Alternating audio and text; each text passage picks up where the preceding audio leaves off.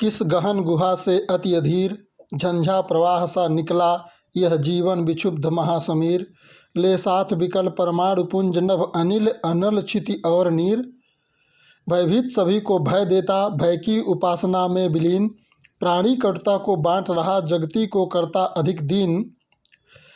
निर्माण और प्रतिपद विनाश में दिखलाता अपनी क्षमता। संघर्ष कर रहा सा सबसे, सबसे विराग सब पर ममता।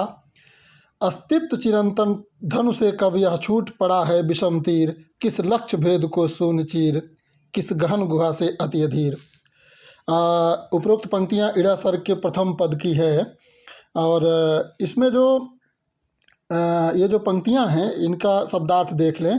गहन का मतलब होता है गहरी और गुहा यानी गुफा, झंझा मतलब आंधी, विक्षुब्ध दुखी लाक्षणिक अर्थ होगा तीव्र गति वाला, महासमीर यानी अत्यंत तेज आंधी, परमाणुपुंज अणु परमाणुओं का समूह, नभ मतलब आकाश, अनिल यानी वायु, अनल आग, कटुता को बांट रहा मतलब पारस्परिक वैमनस्य या द्वेष बढ़ा रहा, निर्माण यानी रचना, प्रतिपद यानी प्रत्येक स्थान पर, क्षमता योग्यता, संघर्ष माने होता है द्वंद्व, विराग उदासीनता, ममता मतलब प्रेम, अस्तित्व यानी जीवन की सत्ता, चिरंतन यानी शाश्वत सनातन, लक्ष्य भेद लक्ष्य का भेदन करने के लिए, शून्य चीर का मतलब है अंतरिक्ष को चीरता हुआ या पार करता हुआ। उपरोक्त पंक्तियों की व्याख्या देखें। मनु ने श्रद्धा का परित्याग कर दिया है और वे एकांत भ्रमण करते हुए शून्य प्रदेश में भटक रहे हैं। इस समय वे अपने जीवन को झंझावात के समान देख रहे हैं। उन्हें अपना जीवन रहस्यमय प्रतीत होता है। वे सोचते हैं कि मेरा जीवन अनिश्चित दिशा की ओर अग्रसर हुआ है।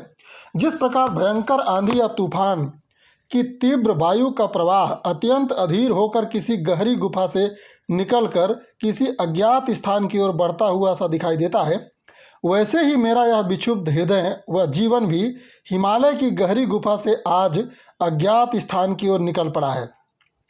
जिस प्रकार पवन के प्रबल झोंकों में अगणित परमाणु चक्कर काटा करते हैं, उसी प्रकार जीवन रूपी इस महापवन के झोंकों में भी पृथ्वी, जल, अग्नि, वायु और आकाश रूपी परमाणु परस्पर मिलकर चक्कर काट रहे हैं। भाव यह है कि जीवन में भी आकाश, वायु, पृथ्वी आदि परमाणुओं का समूह व्याप्त है। मनु सोचते हैं कि भयंकर आंधी सभी को भयभीत बनाती हुई अपनी भयंकरता के कारण ऐसी जान पड़ती है मानो वह संसार को भयभीत बनाने के लिए ही भय की साधना कर रही हो। यही स्थिति मेरे जीवन की है। आज मेरा जीवन भी सभी को भयभीत बनाता हुआ भय की साधना में संलग्न है। जीवधारी सभी से डरता है और स्वयं भी दूसरों को भय देता है। इस प्रकार भय की ही सेवा पूजा करता रहता है। वह सदा भय के ही व्यापारों में लगा रहता है। इस प्रकार वह संसार में अप्रियता, अशांति, द्वेष को फैलाते हुए संसार को अधिक दुखी बना रहा है। वह अपनी बनाने और बिगाड़ने की सामर्थ्य का प्रदर्शन करता है। जब से वह शरीर धारण करता है तब से वह अन्य जीवधारियों से संघर्षरत रहा है। कभी वह किसी पर द्रवित होकर उनसे प्यार करता है, कभी सबसे विरक्त हो जाता है।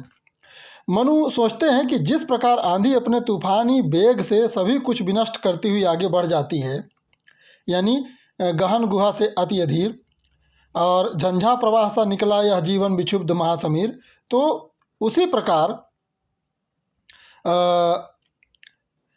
समस्त जीवन में कटुता भर देती है। उसी प्रकार मेरा जीवन भी कटुता और विषमता घोलता जा रहा है, परस्पर वैमनस्यता और द्वेष को बढ़ावा दे रहा है। मैंने श्रद्धा का परित्याग करके अपने छोटे से जीवन को भी विषमता में बदल दिया है।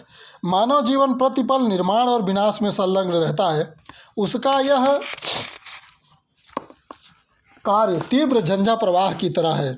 जिस प्रकार एक ओर तीव्र झंझा प्रवाह रेगिस्तान की बालू तथा अन्य उपजाऊ मिट्टी के कणों को खेतों में जहाँ तहाँ फैलाता हुआ और समुद्र, सरोवर, नदी आदि में लहरें उत्पन्न करता है तथा निर्माण का कार्य करता है, तथा दूसरी ओर पेड़ों को उखाड़ता, धरती में कंपन पैदा करता हुआ घर की छाती और छतों और छप्परों को उड़ा देता है, मनु सोचते हैं मैंने भी यही किया है। एक ओर तो श्रद्धा को लेकर घर का निर्माण किया, किंतु दूसरे ही क्षण उसे छोड़ दिया। आंधी जैसे संघर्ष और विनाश का कार्य करती हुई आगे बढ़ती जाती है, वैसे ही मेरा जीवन भी आगे बढ़ता जा रहा है। आंधी जिस प्रकार सृष्टि के सभी पदार्थों से उदासीन रहती हुई अपना कार्य करती है, संघर्ष भी करती है, उसी तरह मैं भी हूँ। आज उसकी सृष्टि में भी संसार के समस्त पदार्थ एक समान हैं। वह सबके प्रति प्रणय भाव भी रखता है और उदासीन भी, न किसी से राग न द्वेष। मनु कहते हैं, जिस प्रकार लक्ष्य भेदन के लिए धनुष से तीर छूट जाता है, उसी तरह मेरा जीवन भी न जाने अपने कौन से उद्देश्य की सफलता के लिए शून्यता का अतिक्रमण कर आगे बढ़ रहा है। अब इसकी उपरोक्त पंक्तियों की विशेषता देखें तो हम पाते हैं कि इसमें सांग रूपक अलंकार का सहारा लेकर मानव जीवन की तुलना झंझावात से की गई है। मानव जीवन का मार्मिक चित्र इसमें व्यक्त हुआ है। मनु के माध्यम से यह व्यक्त किया गया है कि आज का व्यस्त मानव सुख की प्राप्ति के लिए आंधी की तरह दौड़ रहा है। झंझा प्रवाह सा में उपमा का सौंदर्य समाया हुआ है। इस गीत में परंपरागत विचारों की ओर सूक्ष्म संकेत तो है ही, साथ ही इसमें उस विकल मन का प्रतिबिंब भी है जो संसार में फैली कटुता तथा विषमता से संसार को त्राण दिलाने की कल्पना करता है। इस गीत में समाविष्ट भावों पर मनन करने से ही आत्मा के ऊर्ध्वमुख होने की संभावना है।